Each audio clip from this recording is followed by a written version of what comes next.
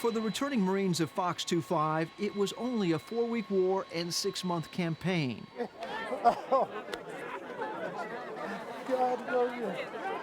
But for these mostly 20-somethings, it was the full circle of life, when the adventure and abstraction of combat became the unforgiving reality of war. Good evening, everyone. We're going to begin tonight with the American war machine, enormous, energized, and rapidly preparing for war with Iraq. Cameraman Mike Elwell and I first hooked up with Fox 25 just after their Christmas leave at an urban combat training site in California. Their training map overlays read, Baghdad. Hey, bud, Steve's dead. We got him. Wearing body sensors for recording simulated hits from enemy fire, they were taking the training dead serious. Fox 2, this is Fox 8 over. Platoon sergeant's still alive, platoon commander's dead. Company First Sergeant Ed Smith, one of only 2 people in the company with previous combat experience from the First Gulf War. After 20 years of service, his retirement papers were put on hold for this latest crisis in the Middle East. Fox company has been training very hard, and our motivation has been there, but what we have now that we haven't had in the past is we have a definite focus and taking it a lot serious because they know they may be asked to do it here in the near future. If you've never been to combat and you haven't experienced it, you don't know how things are going to go. Like Captain Johnson, I too was predictably apprehensive and slightly naive about the realities of war on my first combat assignment as a Marine officer in Vietnam. 75% of Fox 25, class of 1968, was killed or wounded in the 2 weeks it took them to retake Hue City during the Tet Offensive in Vietnam. And we got an old beat-up helmet for you, which we're going to mess with a little bit, and we're going to fix it up on the plane over there. Okay. Every man was paired up with another in the unit as his guardian angel.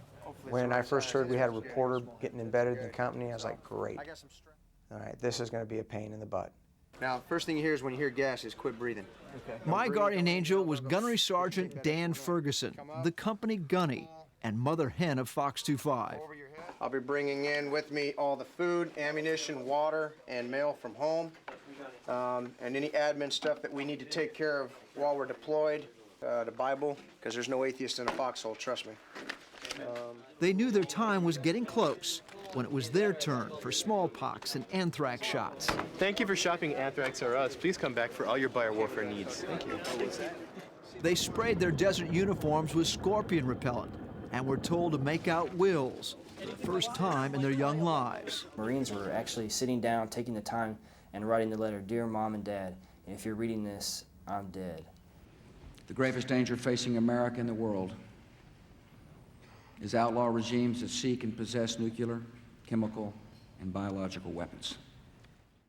After the President's State of the Union address, Cindy and Dan Ferguson were as split as the rest of the country on whether the diplomatic posturing and military threats would ever escalate into war.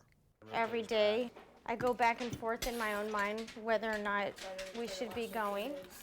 So, you catch me at a good time, I'm going to tell you we're going, and if you catch me on a bad time, I'm going to say I don't really think we should be going. So, I'm on an emotional roller coaster around here. I pronounce that you are now husband and wife together. May Chris kiss the bride. Some decided to get married just before leaving. I stood in for friends and families who couldn't be there. But Lieutenant Bill and Kia Matori's honeymoon was cut short. The next day, we were told we would be leaving in less than 24 hours. Love you, sweetie. You'll be all right. I'll be back soon. All right? You want to make it personal. You want them to remember that moment as the most special moment of their life, because it may be the last time you see them. So we went out to the truck, said our goodbyes, and I waited till they pulled out before the long walk back. There were no speeches, ceremonies, or media coverage like the other departures they had been watching on TV. Fox 25 left in the dead of night to, as they say, walk the country's talk. My husband said it seems every generation has to do this. And this is this generation's battle. Do you think the rest of the country fully appreciates? No. They don't have a clue. No. Bye, Daddy. Bye, Daddy. Ponies! In an ironic twist on Homeland Security concerns, which many of the troops believed to be a main reason for sending them to the Middle East, no knives were allowed on their military flight to Kuwait. However, assault weapons and grenade launchers were permitted. The uncertainty of their situation was always more unsettling than any concerns they had for their physical well-being. Young Marines spend less time thinking about their own mortality than when they'll be coming back next. Ladies and gentlemen, we have landed in Kuwait. We would like to express our gratitude and we wish you a very safe and successful mission. I think it's important for all of us, myself included, to get our minds right, be professional, and let's do what we came to do. Fox 6 out. Bye-bye. Thank you so much. It was the 1st of February, and Fox 25 was now in Kuwait. Bye-bye. Thank you. Be safe. Thank you for your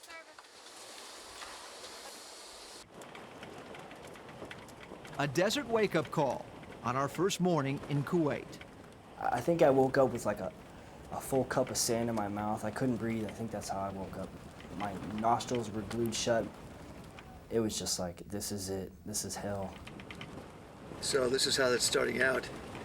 And I think as people start to talk about how long the troops can stay in the desert, if there's a delay in the tactical operations, I think you're going to see a pretty good indication today. Is that my teeth? Oh, God. Our staging base, 30 miles south of the Iraqi border, wasn't built yet. We slept where we were unceremoniously dropped the night before, in the middle of the desert, without tents or any protection. Which way is Iraq? Hello, square them up, get them in! A 13-mile desert hike on day 2 is how a basic infantry company like Fox 25 gets acclimated to their new environment. You can shape the battlefield, you can do all sorts of things, but ultimately you don't own it until you're walking on it. And that's what we do. It's also their way of checking out a reporter like myself, as old as their fathers, to see if I would be able to keep up and fully appreciate their experience. Can you feel the love? Since it's bad form for Marines to complain in the field, they rarely did for the 6 weeks we would live in the desert training and waiting for the invasion. Do you like what I've done with the place? Fighting the flies and the bugs that get in your food, staying warm, not showering for 3-4 weeks at a time. The simplest little things like brushing your teeth, those things take on, they're like chores in itself. Living out here with much less and in more difficult conditions than they ever imagined they could required a whole new way of thinking, especially for the younger Marines, like Corporal Michael Elliott. This was some bathroom material at home. It's called Don't Sweat the Small Stuff. And the main part I like about it is simple ways to keep yourself cool in stressful times. Make space in your heart for those really bad days. Trust your inner signals. Don't sweat the future. Make peace with boredom. That's all of us here. Because, we're big bad Marines. We're not supposed to be reading little books like this. Leaving Saddam Hussein in possession of weapons of mass destruction is not an option. Not in a post-September 11th world. Most of the Marines believed the 9/11 tragedy, international terrorism, and the possibility of weapons of mass destruction were all connected and justification enough to invade Iraq. For them, the final diplomatic efforts were just a distraction and delaying the inevitable. They knew their only way home was through Baghdad. For me over here, I'm loving it. I'm about to go to war against the worst dictator on earth right now, and I hate him the most. For Iraqi-born Lance Corporal Tony El-Shamiri, it was personal between Saddam Hussein and him. A Shiite Muslim, he fled the country with his family during the Gulf War in 1991. They were interned in an Iraqi refugee camp less than 50 miles from where he and his fellow Marines were now preparing for the invasion.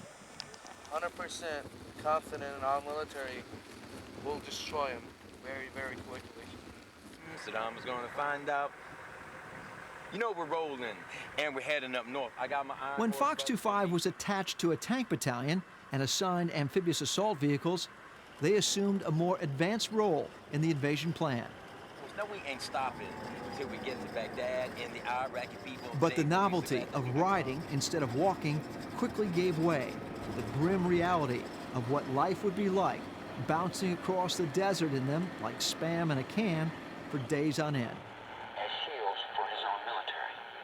We heard the president's declaration of war on the radio on the morning of March 20th, shortly after moving up to the Iraq border.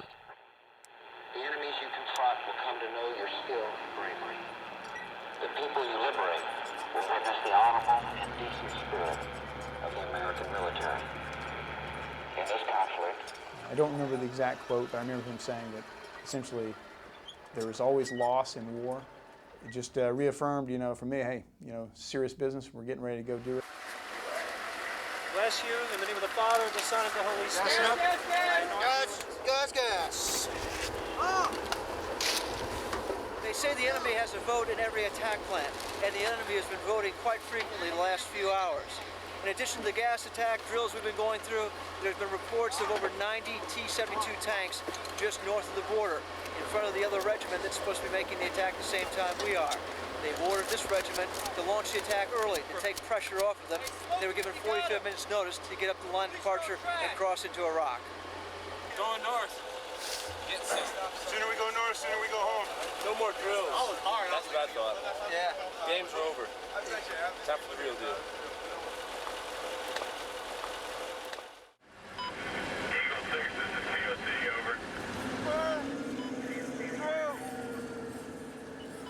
We have just crossed the concertina wire from the Kuwait side of the border, and now we're in the no man's zone in between Kuwait and Iraq. We've not received any fire since we were south of the Kuwait border, when there were some signs of missile attacks and we had to don our gas masks. We're trying to get across the border before the moon comes up. It was pitch dark. I remember Scud missiles being fired, artillery landing. I remember trying to hold on to cameraman Mike Elwell and the top of our assault vehicle as we made the first broadcast from the ground invasion of Iraq on a satellite phone taped to my hand. As we're now moving and trying to penetrate into southern Iraq as fast as we can. As you hear the news from Mike Cerre, it is now a full-scale invasion.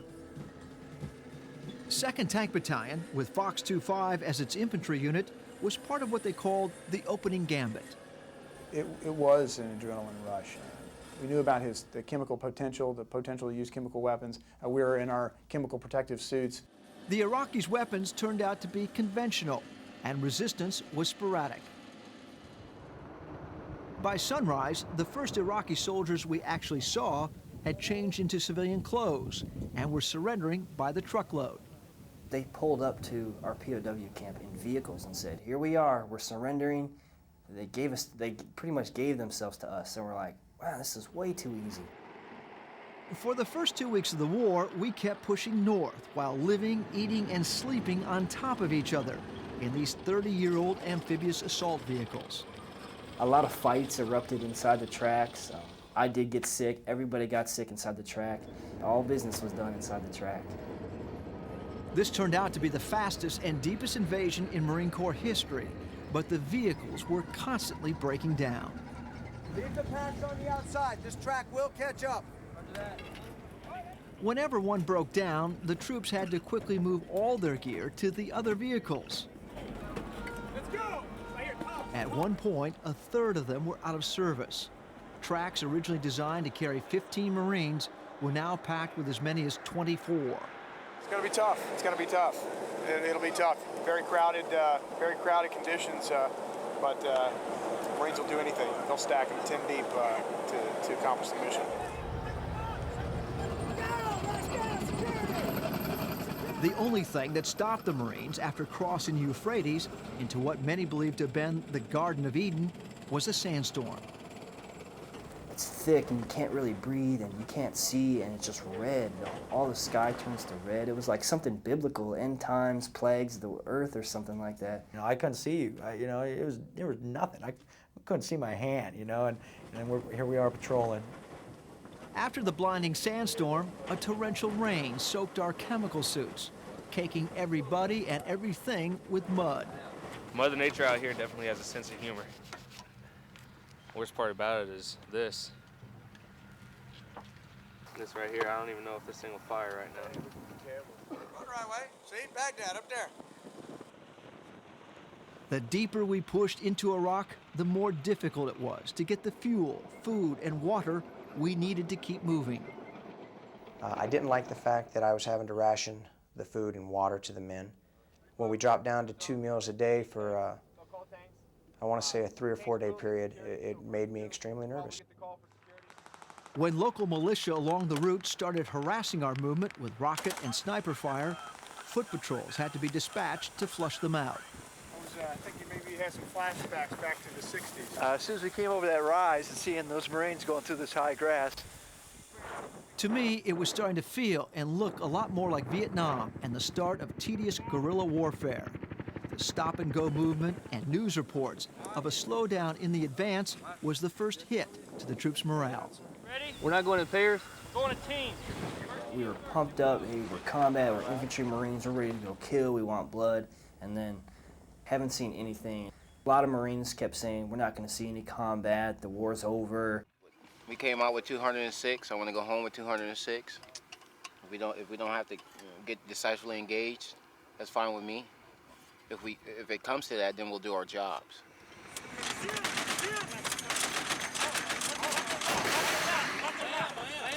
A few days later, while trying to take and cross a strategic bridge over the Tigris River, Fox 25 made contact with its first unit of Iraqi regulars.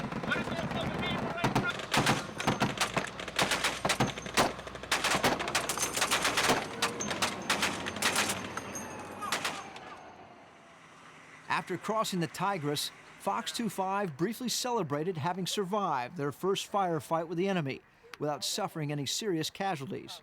We're getting closer to the fight now, and maybe today it seems like the beginning. It's a little more real to everybody, and I know everybody's kind of up on their toes right now.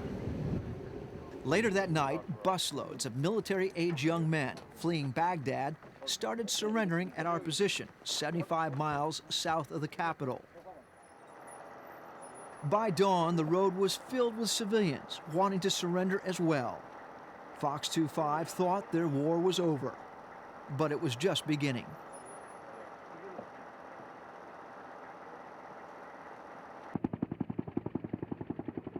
Fox was kind of riding high on emotion. We felt like, hey, this war thing isn't too bad. We drive, we shoot, we push through the next day. Baghdad today. We're all gonna go to Baghdad. On World News Tonight, with U.S. forces closer to Baghdad faster than they thought, the Republican Guard is being pounded from the air. April 4th, the main north-south highway leading to Baghdad was lined with civilians fleeing south, away from the capital. Fox 25's tank convoy had been unstoppable and relatively unscathed from previous ambushes. They were more confident than ever they could now make it all the way to Baghdad without serious casualties.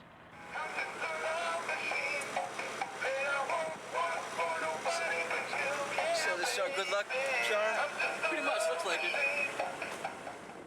To get a better perspective of the final push to Baghdad, I switched out of the overcrowded armor assault vehicles into an unarmored Humvee, manned by Miami reservists temporarily assigned to Fox 25.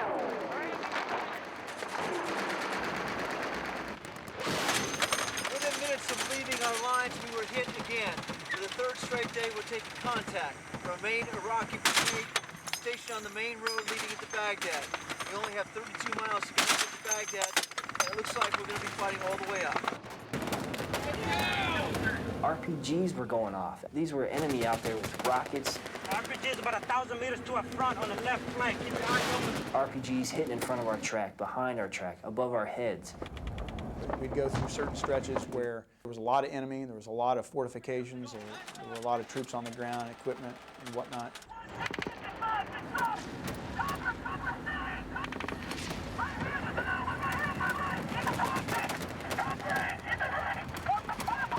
At first, it looked like the Marines were randomly shooting everywhere. while in fact they were shooting at areas where their lead elements had previously reported taking fire from. The roadside was littered with discarded uniforms, abandoned artillery, and trucks from an Iraqi Republican Guard brigade making their first and last stand on the southern approaches to Baghdad. We were told that their enemy was wearing civilian clothes, and so we weren't hesitating to shoot. Get the out of the way!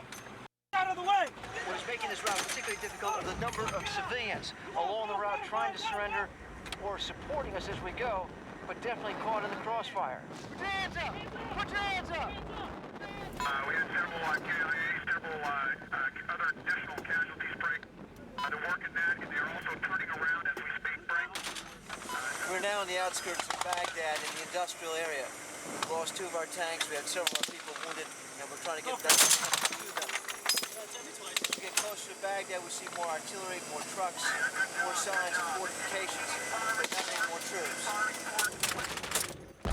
Half an hour up the road is when we met that ammo dump, and that's when it just went to hell.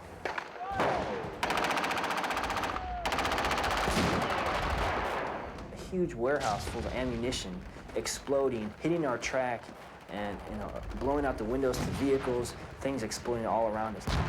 It was literally raining steel. First Sergeant Smith was yelling at everybody to get down. Get down in the vehicles, it's too dangerous.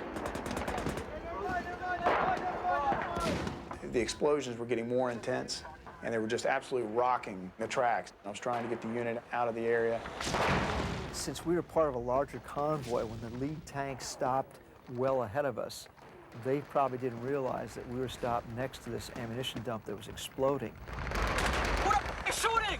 Everybody get down. Stay down while sitting in this killing zone by this ammunition dump. Tell them to keep pushing north. These guys can't get out. Tell them to push north. Go! Push north! Go! Go! Go! Push north! In the heat of the moment, I definitely crossed the line from journalist and observer to a former Marine officer trying to get our part of the convoy moving again and out of the kill zone.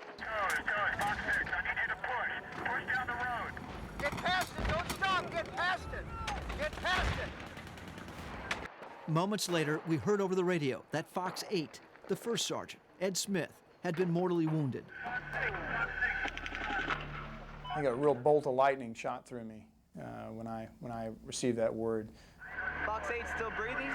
They're trying to get him emergency evac right now out of here. Yeah, I can see the tears streaming down the cheeks of the Marines as they're pulling his body out of the hatch. After 20 years of service, First Sergeant Smith had put in for retirement before he left the country. A bear of a man everyone thought to be invincible, he already had his next job as a police officer. So many emotions are running through my mind. How could this guy was not supposed to die? He was our leader, and if anybody had combat experience in our company before, it was him. Keep it going, First Sergeant! Keep it going, big guy! Keep it going! He has a pulse. It's kind of getting weak. We got an IV on him, so he's looking good. How's he? How bad is he? He's hitting the head, Mike. Hopefully, to get him back quick enough, he should make it. First Sergeant Smith was still alive when he was medevaced out, but died several days later. That same afternoon, 2 other Marines in the convoy died, and 7 were wounded on the outskirts of Baghdad when Fox 25 thought their war was winding down. What I was thinking is maybe when night rolled around, maybe it would die down, but it didn't die down.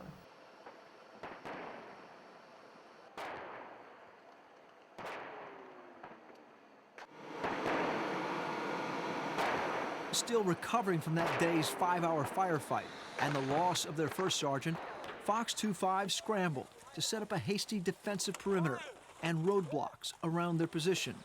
We're gonna bound in by teams, so go ahead, keep support by fire where they're at, and then we'll just go in and start clearing.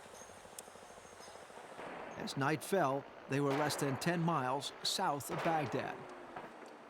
There is no any trace, no any existence to the American troops or British troops in Baghdad at all. The Iraqi Minister of Information was still giving press briefings in Baghdad, claiming the Marines had been stopped in the south, more than 100 miles away. They were shooting long-range rockets at us. We were taking sniper fire, artillery fire. We don't know who to trust and who not to trust. Eyes on this building. The rest of us are going to... We had just heard earlier that day a terrorist full of explosive charged one of the lines and killed some soldiers and stuff. So we weren't going to take any chances with vehicles who failed to stop at our checkpoints. We had Marines back, and they fired warning shots at any vehicle that approached us. We thought that would be a universal signal to anybody that approached the checkpoint that, hey, you got to stop. Shooting to the left, it looks like to the left would be the best way to avoid hitting anybody. After seeing or hearing the warning shots, most approaching vehicles quickly turned back. We got a vehicle coming. We got a vehicle coming. We got a tracer. When one did not, the Marines followed their procedures and stopped it by fire. 2 men in the front seat were killed, their wives and children in the back seat wounded. You just got to try to do the right thing. That's all you can do, and not a good thing happening. Another one coming in behind it. 4 or 5 of them back there. While I put down the camera to help the Marines treat the injured women and children, we could see the lights of the approaching trucks. So as the lead truck came in, the Marines opened fire, and it started to swerve out of control. That's when Mike came, grabbed the girl, and took her out of harm's way. What happened? Directly behind the lead truck, a minibus and another truck, all stopped by a hail of gunfire. To everyone's horror, 4 more adults and 3 children were killed, and several others wounded. We were here helping the kids. The truck came right down the line. We took the kids and jumped them against that berm. Took them right over the top of it. I'm going. This is madness. There was a little girl on the bus that laid in a very grotesque position when she got hit. And she was the first image I saw when I shot my flashlight into the bus. So her image sticks with me. You know, I mean, I'd never seen anybody die before.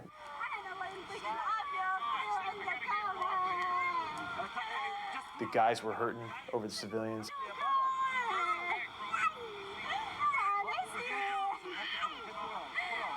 To see the children really wreaked havoc on their psychological well-being, as well as mine. The fall of Baghdad may be near, but ABC's Mike Cerre, embedded on the outskirts of the city, reports that lives continue to be lost. There was a horrific scene here last night. My report on the tragedy the next morning, with several officers and NCOs watching closely just behind the camera, also addressed 2 major questions about the embed process. Would the military try to suppress the bad news, like these civilian casualties? And could reporters lose their objectivity by getting so close to their units, like I had with Fox 25? I think the Marines made the right call. You know, was that avoidable? I don't know. As I reported, I thought the standard procedure used for setting up a hasty roadblock was questionable, even if Fox 25 had the time that night to properly set it up before the first car incident. We had to stop vehicles that were moving, some at very high rates of speed. But from my position on the road during the second incident, there was no question that the lead truck attempted to run through the roadblock after the warning shots and had to be stopped, along with the minibus and truck following right behind it. I think yesterday was probably a defining moment that I've had so far in my life. And after yesterday and the day before, I think there's no more curiosity. I think people have seen the horrors of combat, and no one looks forward to any more of it. The tragedy was treated as another unfortunate fog of war incident by the military. As a news story, it was quickly eclipsed by reports of the imminent battle for Baghdad. A combination of the first sergeant and that tragedy, it was evident that there was death everywhere. We had to forget about what happened. Our mission is to get to Baghdad. It was kind of like that's when we expected the fight of our lives.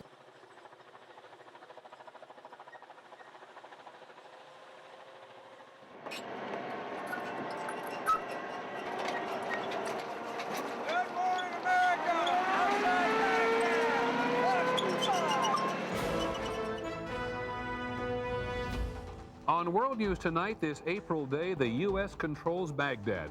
The war goes on, but what a day.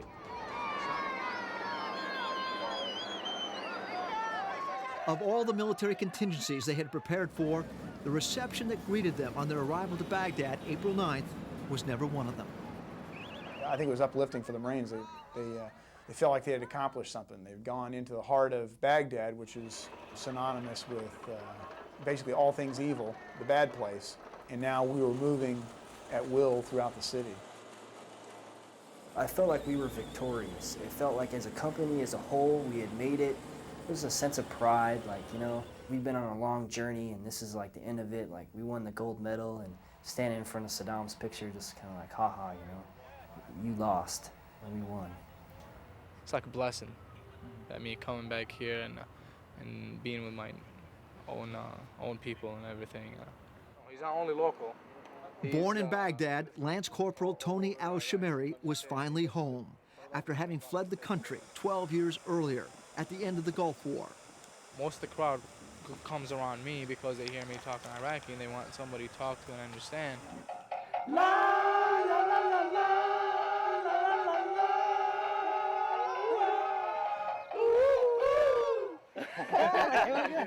Got us through, right? Got us through. We're going platinum. Our celebration at Baghdad University was short-lived. Fox 25 was unexpectedly dispatched on another mission north to Tikrit. There was no time for goodbyes after all we had experienced together these past 4 months. As the unexpected looting swept across Baghdad, cameraman Mike Elwell and I started hitching rides with local Iraqis in search of a helicopter out. Maybe you could help in returning back electricity to Baghdad. All right? Expectations of rapid reconstruction, as dramatic as the military advance, were still high. They could return it back within maybe 2 weeks or less than this. It was mid-April, and I was finally heading home, back to the world, as the Marines call it. Fox 25 and most Marine units stayed on as the occupation force in southern Iraq through the brutally hot summer, when temperatures often reached 120 degrees. They fired only 3 shots during the last 3 months of their new mission to restore peace and order to their part of Iraq.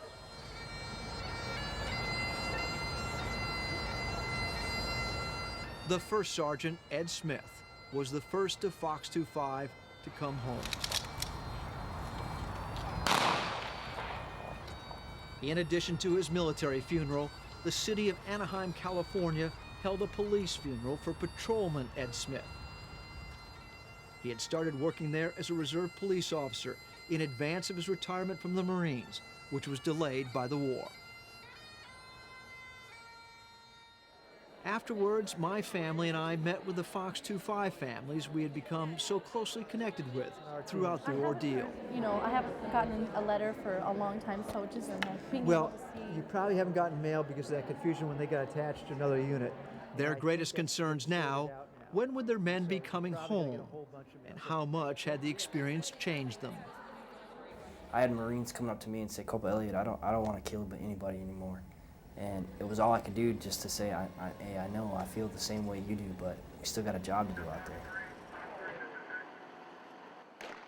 We've all changed. But if anything, I think it might be for the better. We know our limits. We know how ruthless we can be if we have to. But I think that a lot of these younger men have also woken up a part of their compassion and their love of life.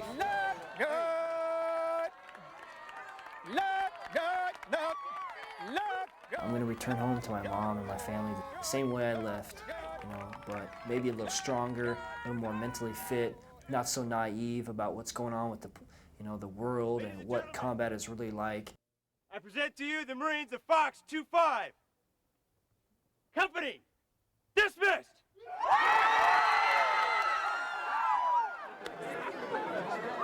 God love you. We knew you were gonna make it, and we prayed for you all the time. Oh, how we love you. Their hearts were touched by fire, is how Oliver Wendell Holmes described the indelible imprint a war leaves on those closest to it and the entire Fox 25 family who walked the country's talk. My hero, my hero. War is not romantic to me anymore. It's very black and white now. I'd like to see what Iraq looks like in 10 or 20 years, and to hopefully this is a better place than when we left it, and if some of the things that are wrong here, if those wrongs can be righted, I think this war will be worth it, and the death of the first sergeant won't be in vain. This is Mike Cerre for Nightline.